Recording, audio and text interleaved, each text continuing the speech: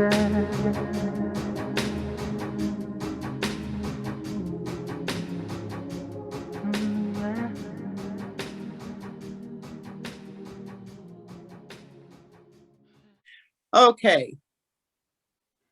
Good morning, everyone. This is Consciously, Choral Consciously, with Consciously interviews. It's been a while. I have been so busy, but in the meantime, I have decided to have a little bit of a overhaul, you know, be a bit more animated, get a little bit more personal with my interviewees. And I'm pleased, really beyond pleased, to be kicking off the interview with none other than JAYJay Born2SING. We know each other very well. We made a promise. Well, I made him promise, but he has not agreed to it, that he won't make me laugh and I won't make him cry. Because those who know JAYJay, you get too close to a certain subject and the waterfalls start. So let's welcome the great, and he is great, JAYJay Born2SING. Welcome to Consciously Interviews. Thank you. That one is uncomfortable, but thank you. You're uncomfortable. I have to learn to receive it. I'm learning. Same here. Same here. Thank you for having me. Yeah, I've been looking at speaking in what I speak to myself, what I think of myself. So right, I agree with that. Right. Okay. Cool. Forgive me for being so grisly in my tone, but I'm just tired. I know. You've been working really hard. Yes, talking of which, what have you been up to the last, let's say, couple of months? Let's just say from there. Oh well, the last couple of months has been just tying up the last few ends for the album. Oh my goodness, it's been so much. So excuse me, hay fever. Just tying up the last few little bits and pieces, and yeah. He's smiling. So it's a pleasurable, probably thought-provoking process. Yeah, it's tiring, but but you and I know, and everyone else should know, what you put in is what you get out. That's right. What you sow is what you reap, and so I've been sowing. I've been Farmer Johnson. Wow. Yes, I've been. And Uncle Headley. Yes. Yes. Those of you online, have you seen Uncle Headley? Honestly, it's Brother Headley. Brother Headley. Brother Headley. Don't offend him, no. Don't make him come on the screen. Okay? I'm telling you, he's going to say, you know when we hit in my life. You know when we hit in my life, and oh God, inner life. People, a long time in the boat, you know. But you know what I don't like in life? Me don't like them people where I call people where me know. And I ask them a question about them hopes and Brother Headley, I get disability benefit. But you mean say, if me I get disability benefit, you're feisty. Why? Which part of me look like me disabled? Which part of me? I want people bright, face the rank and out order. And who know, make me sick. But benefit. Yeah. That's terrible. Yeah, do you know what it is? I don't know. If you want to ask me what is it about and where does it come from, I don't know. I just know that I woke up one day, came across this filter, and I was just playing around with it, and yeah, it just started, and it's just become a thing, and people receive him well. I went to a funeral about 3 weeks ago, and some people came up to me and said to me, I've seen your alter ego. Yeah, your new alter ego, Brother Headley. And they were like, there were two guys, they were like, love him. And I was like, wow, okay, cool. So, I don't know. I mean, some people probably won't like him, but it is what it is, isn't it? I just recognize that some people just need to smile, and I don't know. Yeah, He's on a bit of a rest at the moment.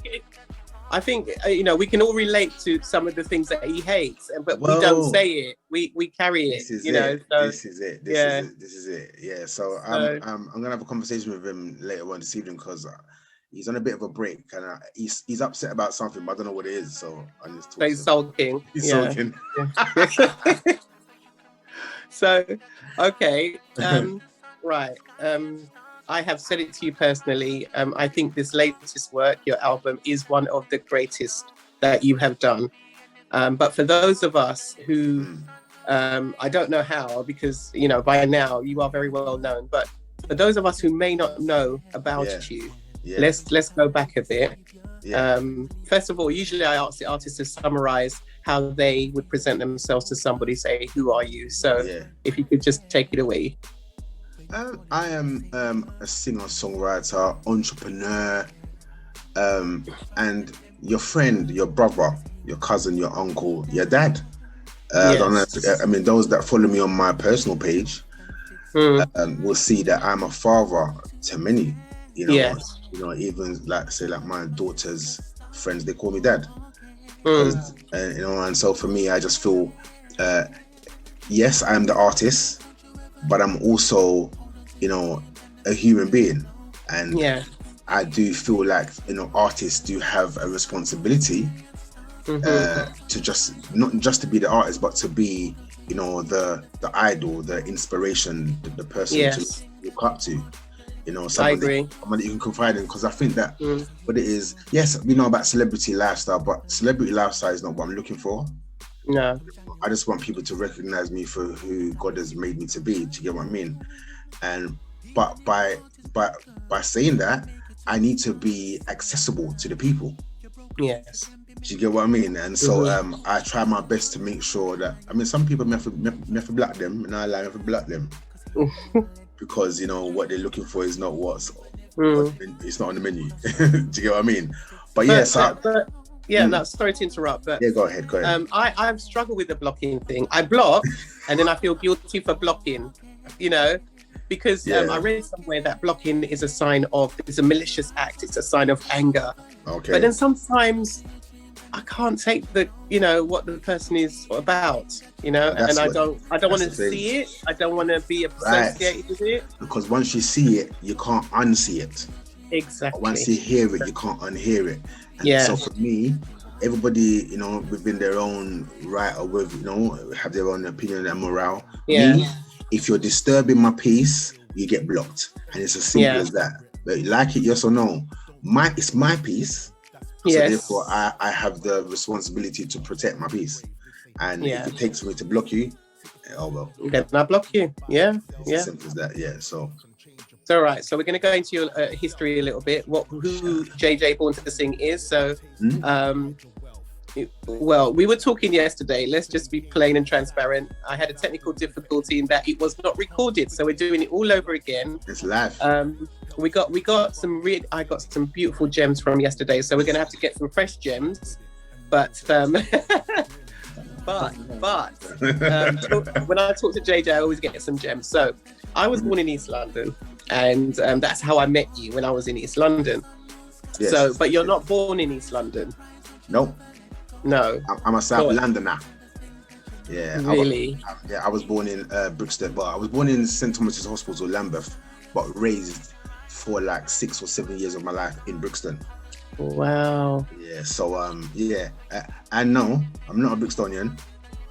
I'm gonna get in there. Because that's what they said, Brixtonian. No, I wouldn't consider myself to be a Brixtonian, because I have to be true to the thing, because I didn't actually, you know, live my life there really. I just, you know, first, you know, 6-7 years I was there, and then Mum took me to Stockwell, and then we moved from Stockwell to Brockley. So I wouldn't even call myself a Brixtonian, but I'm a South Londoner, I would say that.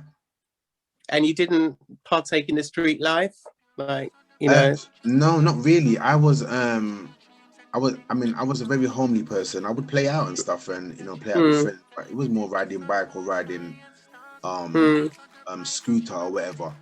But I wasn't about the street life. To be fair. And I didn't really know anyone that was about the street life really. Until when I got to like probably 14, 15, obviously starting secondary school. And I started to see a little, I'm like, okay, so I don't think so bad.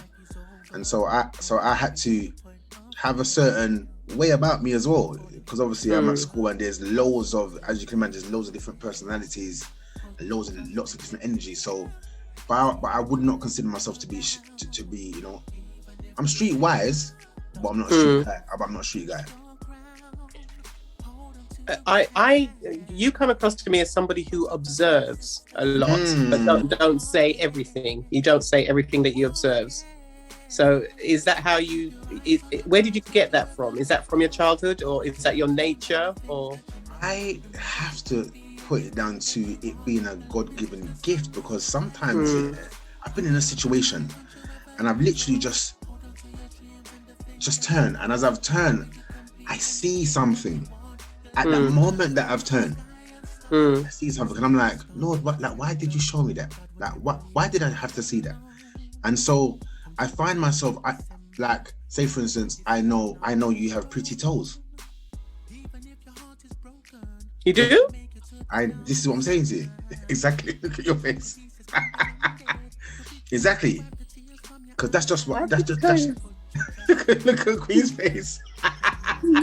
I'm saying, you know, because I'm just that guy that I observe everything. I remember one time, probably about 10 years ago, I went out shopping with my partner, and we went to Romford, and we went into McDonald's, and we had our food and everything, and we came out, and we're walking down the road, and I'm saying to my partner, oh, he was in McDonald's, or she was in McDonald's, and she turned to me and she said to me, why would you know that they were in McDonald's? And I was like, I don't know why I would know, but I do.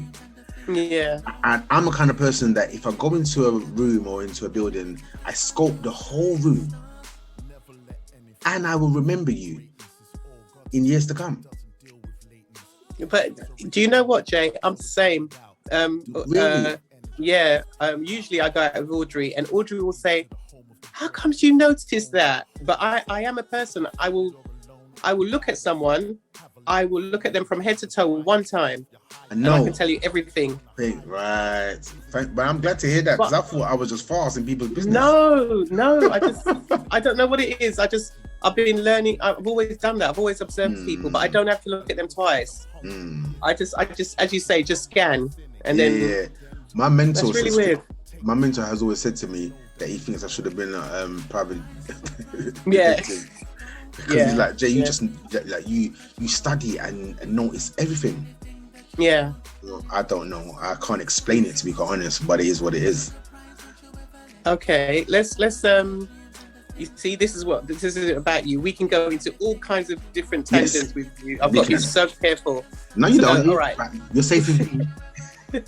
So let's talk about your what influenced you musically, how you found out that, you know, this is who you are, right, or this is your gift. Where did that start? Well, I sang for the very first time when I was 3 years old at church. Right. 3 years old, and this is gonna sound really weird to you, but I remember. Yes. I don't know why I remember. Yeah. I don't know why I remember. 3 years old. Hello, I'm not supposed to be thinking about it. Yeah. But I remember when going to church, and my grandparents literally shoving me down the aisle because they had crusade. Actually, at the time, it was called convention. Convention, yeah. I remember those days. Right. And so obviously, you know, it was about, getting offering and stuff. So they pushed me down the aisle, and I went up there with my little frightened self and sang for the first time. And I remember being so petrified, so scared, but I did it. And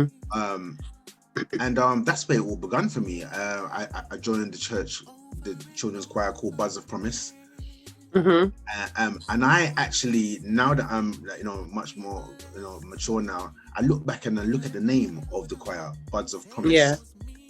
And I'm like, God had me join a choir that there was a promise declared over those buds. Yeah. And I was one of them. Yeah. And I really feel like, okay, Lord, Granny and Granddad saw from early. And so that's where it all began. How am I going to phrase this? Did you feel it from them? Did you acknowledge it? Yeah. I hated it. I hated going to choir practice. I hated going up there to sing. I didn't like it. But it was something that Granny and Granddad said, go sing, man, go sing. And that's what it was. But when I got to 11, 12, I decided I ain't going to church again. So I left. I was like, no. Wow. Yeah, that wasn't for me again. Yeah. I always hear, you know, because in our family, not going to church was not an option. That's you know, right. even into our adulthood, it was Yeah. just not. Yeah. You know, so I always admire, yeah, I do admire the courage of the young people who said, right, this is not for me. Yeah. You know, and they left. You know, but it's funny because obviously at that time now, by the time I got to 12 years old, I was living with mum now. I was living with grandparents. Okay. So mum wasn't at that time. Mum wasn't. Mum wasn't on that. Okay. Mum was very much into, you know, secular life and fur coats and mink and gold. Oh yes, so she still dresses the way. Yeah. We give God thanks. You know, she does things in moderation. I give God thanks for saving her life because, boy, mum was like a John Collins. Trust me. My goodness. But yeah, so by the time I got to 12, I wasn't really, you know, mum wasn't going to church. So I was like, I ain't going to church then. Mum ain't going to church. I ain't going to church. Yeah. Yeah.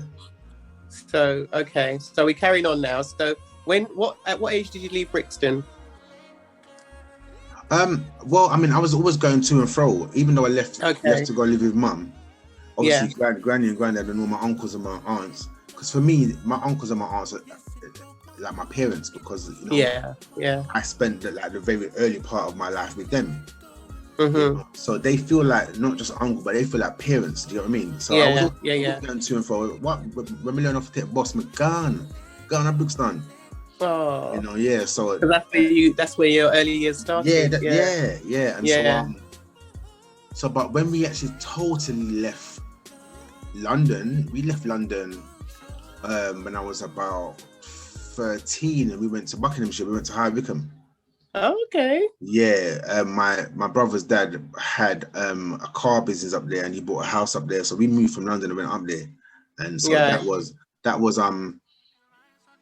I didn't like the idea of that because obviously I'm being taken away from all my roots, my whole childhood has been left behind. So I hated the idea of it, and I didn't like High Wycombe at first.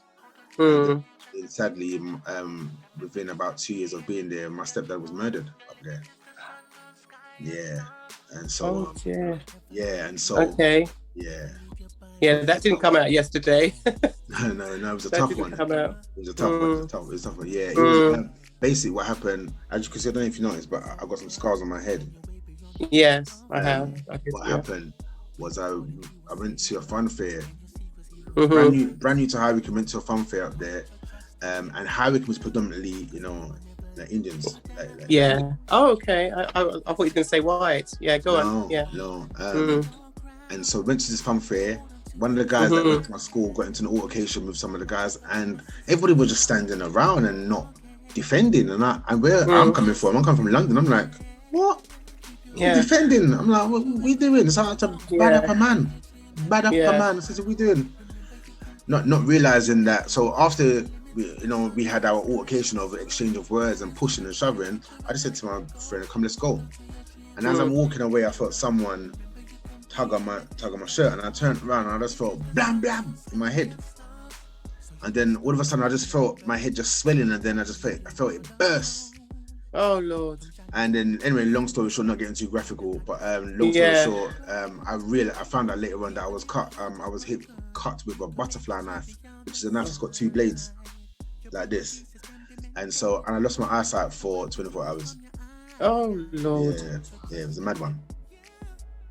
So okay, look at how did you? I know. I'm just thinking, how did you recover from that psychologically? You know, I mean, obviously you recovered, but I'm just saying, how did you? But it was tough because what happened? The guy that cut me was the guy that murdered my stepdad. What, did he go to defend you? That's what it was. What happened? I went to the hospital. I had my stitches, come home. My stepdad came in from work, saw what was going on, and just hit the roof. Oh. And so, but everyone was saying to him, don't go and deal with it. Let the family come together, and the man them come, and they will go road on. Yeah. And then the next day he got dressed, went out, and I remember my mum saying to him, "Don't go out there and go and do nothing." I'll never forget. He left. He left with his brother. Within about probably a couple of hours later, police come knocking at the door. He was gone. Yeah. I mean, it was hard because there's a part of you that feels like, well, if it wasn't for me being at the fun fair, getting into the whole this wouldn't happen. But you know what it is? No. It took time for me to realize, but you're a grown man, you know. Yes. You were a grown man. Yes. And I was a child, you know. So but I made it. We made it. Me and Mum, we made it, and my brother, we made it. It was a tough one. Yeah, because that's something that I've had to learn myself. Things will happen to us. How we respond or react is down to us, and we can't take everything on. We really can't. That's the reason why the block button works, because sometimes things come along because sometimes things come along to draw you out, Queen. It comes to draw you out, and so sometimes you just got to block it. I'm telling you, and I'm a wordsmith in it, and I'm a very fast typist. So, and this is it. My fingers hover over those keyboards. Oh God! You're so weird, panda. Really, weird. No, so I've had to really work on that because I'm fiery, passionate, and I used to be very impulsive. So as fast as you come with it, I'm going to come back, I had to really... That's right. So you're right. Listen, I know that because I'm a songwriter, and I've always said, don't get into altercations or arguments with someone that writes. You're going to lose. You're going to lose. Yeah. And my son, my eldest son said to me, he said, Mum, you have to realize you can kill people with your words. With words.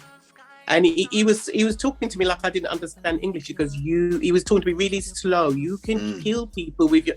And I thought, is it that bad? So that's when I started to say, right, you know what, Corey, got to look into what you're doing and how you're doing it. That block button works every time. So I said to an artist the other day that I believe that your experiences in life, there's a way that she sings, it's Raphaelia. I'm talking about Raphaelia. That when she sings, I can hear things in her voice that it's not, I mean, she's a fantastic singer, but there's something in her voice that stirs you. And I said to her, I believe whatever you go through, it comes out in your voice. 100%. And so I'm hearing your experiences, and would you agree with that it comes out? 100%. It can work two ways. It can come out, or it can get suppressed, which obviously can be a problem. Because then you're not getting the fullness of the individual. But I think that when it comes to being a big up Raphaelia, by the way, that's that excellent singer, excellent. Raphaelia, she knows how I feel because I have her number and she knows exactly how I feel. Believe me, she knows how I feel too. Trust me. She gets into my marrow. That's into my marrow. That's right. Yeah, she's dangerous. Something man. about her. Yeah. But that's why for me, when it comes to songs and artists, some people might say that, Jason, you're rude, because you're just so not accepting of certain things. It's not that I'm not accepting, it's just that thing called conviction that you feel from an artist. Yes, it makes all the difference. I'm not interested in a silly little song that's here to make money. I'm not interested in that. I'm talking about something that's gonna touch someone's soul, their spirit, the core of their being. That's what I'm about. I can't begin with pretty clown. I'm not on it. That's the same thing I said to Raphaelia, that there are certain artists that make you stop and turn. I'll just share one experience with you, but this is my little sister. She's a gospel singer, right? And she was 8 months pregnant at the time. It was a Friday night meeting, and I was on my way to the toilet, so I've come out my seat and I'm, and she's at this front and she's about to sing, and she sang "You Are My Healer," that one. And she let it out and my back quivered and I stopped and I looked at her. That was the night, that was the moment. I always said that I realized that she could sing and she let it out. and My goodness. people were just she just let out that one line, and people started to stand up. Everybody just started to stand up. And that's what I'm talking about. When you're singing, you Yes. make Yes. it's like, I think it's a gift. I admire anyone who can sing. Yeah. You know, I admire them. You know, though I sing, it's strange because though I yes, I'm a singer, but there's so many singers that I admire. Yes. Of course, yeah. So many singers that because I'm a person, like I've got a very big CD collection. And really, what a surprise! Sorry. Sorry. The rudeness. Oh God. Yeah. But my music is you know, it's right across the board. But I really sometimes I sit and I cry because I listen to, you know, the creation and content and how things are put together and musical production and placements of harmonies and phrasings and words they use that, you know, that are unusual. I'm really deep when it comes to the songwriting part of things, and so music is a beautiful thing, man. Oh, it is lovely. All right, so we've talked about your experience. You've come from Brixton. You've had some intense experiences, and it's led you to where exactly that you started to release songs? Well, I would say 2008 was when I started to record. I recorded my first song when I was 12 years old called Oh Samantha. Anyway. Alright, yeah. It's funny because I have to speak about Samantha. Because when I was trying to get Samantha's attention, I wrote this song called I Need Your Love, Oh Samantha. It's you I want and not another. That's why I call you on the phone. Cause I don't want to be alone. I don't know what I'm talking about. Yeah. And she just wasn't moved or wooed by it at all. Because she said that I'm a little boy, she's a big woman. Right? Cool, no problem. I accepted it. It broke my heart. It broke it. Yeah. But I accepted it. Cool. When I done like Giants of Lovers Rock, first time, I think it was 2015. I think it was I done Giants of Lovers Rock. Yeah. I came off stage and someone came to me. Remember, I wrote that song when I was 12 years old. I never saw Samantha again. Yeah. You never saw. Never saw her again. Yeah. 2015, I came off of the stage and one of the security guard comes to me and said to me, there's a young lady outside that wants to see you. So I'm like, what's her name? And he's like, her name is Samantha. I've gone outside, it's Samantha. Oh, wow. The Samantha. Oh, wow. So me and Samantha exchanged numbers. I was shocked. I was so shocked. Looking beautiful as normal. Yeah. As she always was. And we got talking on the phone. And so we spoke about the song and what happened. And I said to her, Samantha, do you remember when you said to me that you're a big woman for me? I said to her, how old are you? She's only 2 years older than me. Yeah, but that's what we're like. I can tell you as a woman, that's what we're like. 4 years? Yeah, we're like that. Yeah. Queen, 2 years. 1, 2. I know. Now. And so, but we've lost contact again. Yeah, I needed to lose contact because But anyway. Nah. Okay. We're moving on. Miss Lord. So, okay. So that was a song. Was that the song that you released? Oh, Samantha, Okay. yeah. So but I was when I recorded it didn't get released. I got some coverage in the Voice newspaper at the time. Okay. Yeah, praise God. And then there was a gap, and then in 2008 I wrote a song called Praying Time. On the, I can't remember the name of the rhythm, but it's a very famous rhythm. And so that's when I actually started recording. I thought, okay, Jay, start taking this thing seriously. So I would say 2008 when it all began. Right. Yeah. So what genre were you singing at the time? At 2008, I was singing a song. A genre of reggae. Okay. Yeah. I mean, I did some stuff previously, but I'm not going to all that. No, you weren't going to. Okay. All right. So, apart from the singing, on your journey, you developed or you realized that you were diagnosed with multiple sclerosis? Yeah, it's hard to say. I know, I can never say it right. Just say MS and done, because MS and done. Yeah, because sometimes I want to bite off my tongue, but yeah. Yes. So we did talk about that yesterday, but the reason why I'm bringing it up is because you shared something that really impacted me.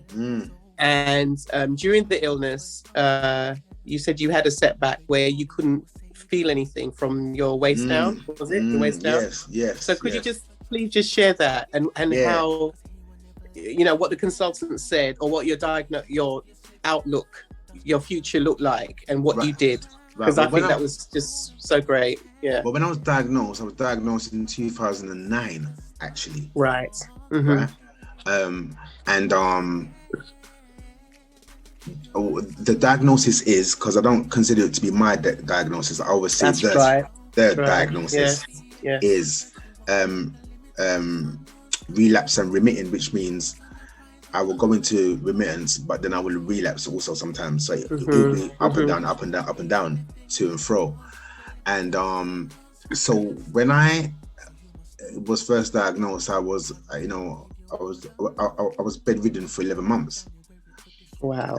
And so after the 11 months, I had an appointment to go back to the consultant to, you know, have a chat to see how things were going. And when I walked into the room, I could just see this look on his face of shock. You know, he's looking at me with, like, over his glasses with his beady eyes, like. And so I sat down and we had our conversation and whatever not. And then he closed the book and said to me, "Can I speak to you off the record?" And I'm thinking to myself, what is this? What's going on?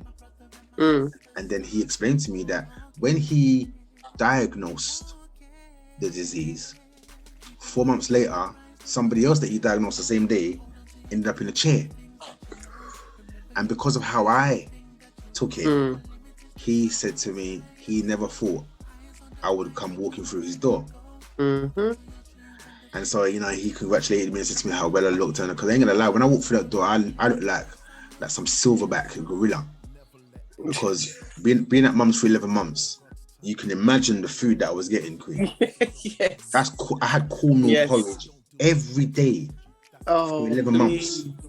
I'm telling you. Soup was cooked every other day, and every day I had spinach and liver every day for 11 months.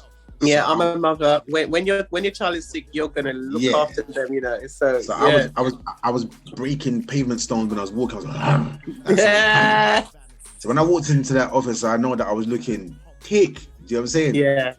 And so that being said, what I wanted to say is, or what I need to say, should I say, that consultant, I would say he's a God blessed man, and God sent him definitely into my life, because the things he said to me on the day of the diagnosis is something that I've held on to ever since that day.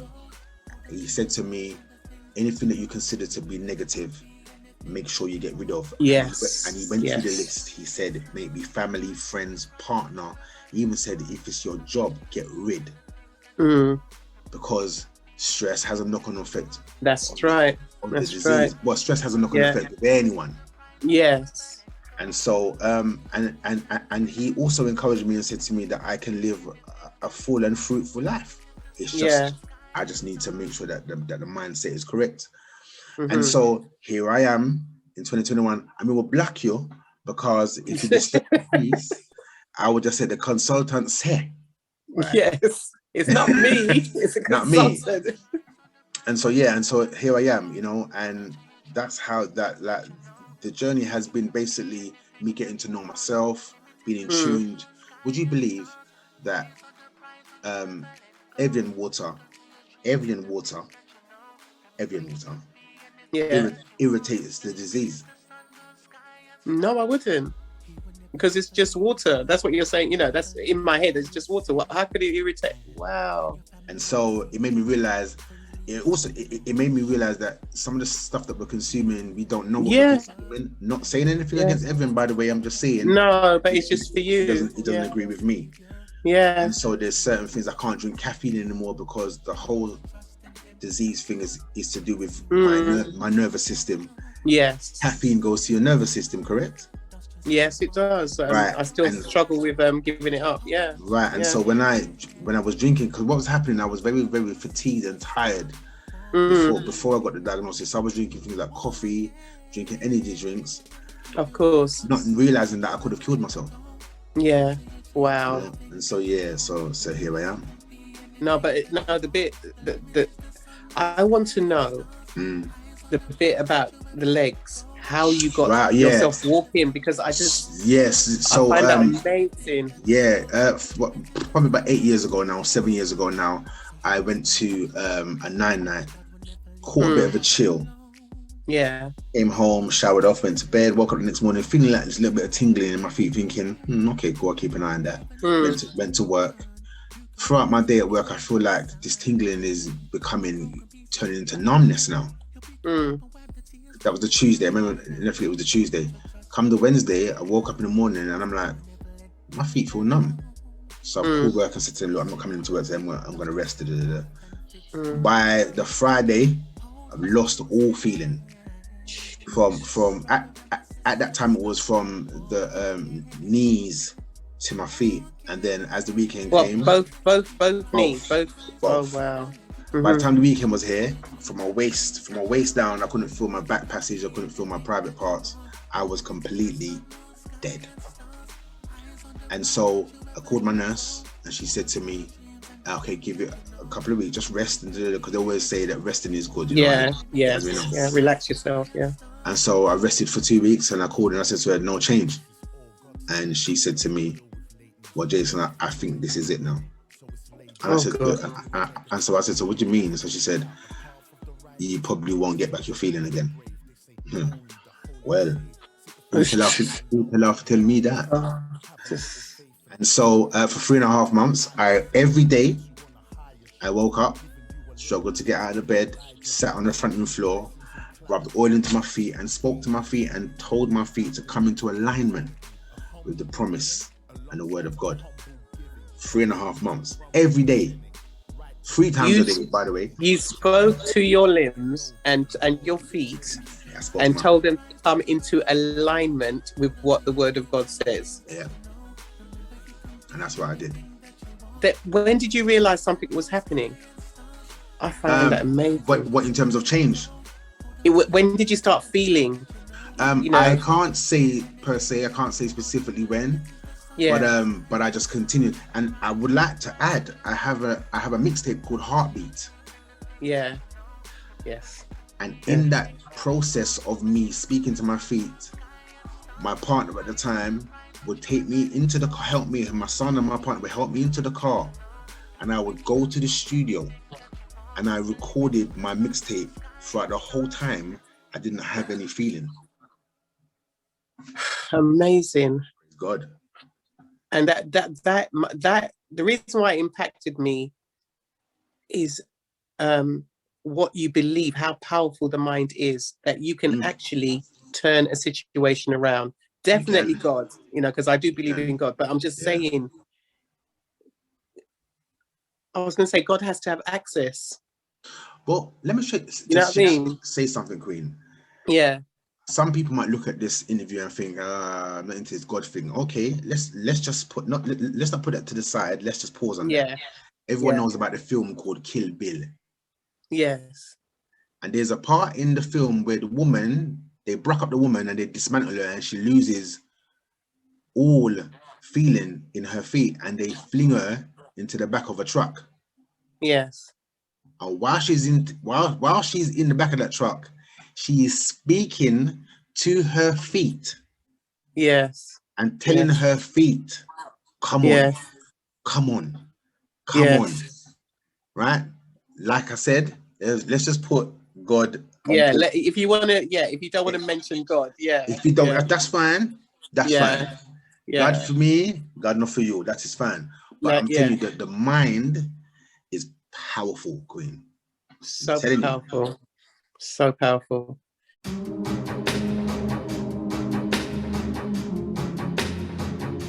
Yeah.